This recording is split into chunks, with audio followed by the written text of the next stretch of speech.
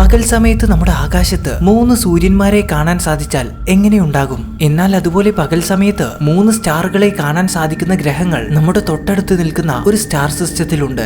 അതെ, നമ്മുടെ സൗരയൂഥത്തിന് തൊട്ടടുത്ത് നിൽക്കുന്ന ആൽഫ സെന്റോറി സ്റ്റാർ സിസ്റ്റത്തിലെ ഗ്രഹങ്ങളിലാണ് ഇത്തരം ഒരു പ്രതിഭാസം കാണാൻ സാധിക്കുന്നത്. നമ്മുടെ ഭൂമിയിൽ നിന്നും നോക്കുമ്പോൾ ആൽഫ സെന്റോറി ഒരു സ്റ്റാർ ആയി തോന്നുമെങ്കിലും ആക്ച്വലി അത് 3 സ്റ്റാറുകൾ ചേർന്ന ഒരു ബൈനറി സ്റ്റാർ സിസ്റ്റമാണ്.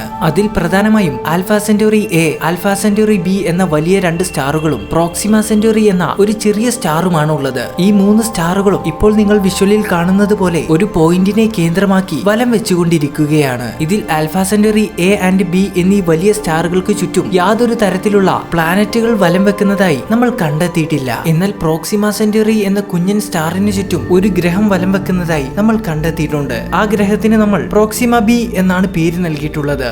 എന്നാൽ പ്രോക്സിമ ബി എന്ന ഈ ഒരു ഗ്രഹം നമ്മുടെ ഭൂമിയെ പോലെ അതിന്റെ സ്റ്റാറിന് ചുറ്റും ഹാബിറ്റബിൾ സോണിലൂടെയാണ് വലം വെക്കുന്നത്. അതുകൊണ്ട് തന്നെ ഈ ഒരു പ്ലാനറ്റിൽ ജലം ലിക്വിഡ് രൂപത്തിൽ കാണപ്പെടാനും അതുപോലെ തന്നെ ചിലപ്പോൾ ജീവൻ തന്നെ പരിണമിക്കാനും സാധ്യതയുണ്ട്. ഇനി അഥവാ അവിടെ ജീവൻ പരിണമിച്ചിട്ടുണ്ടെങ്കിൽ തന്നെ അവയ്ക്ക് പകൽ സമയത്ത് 3 സ്റ്റാറുകളെ ആയിരിക്കും ആകാശത്ത് കാണാൻ സാധിക്കുക.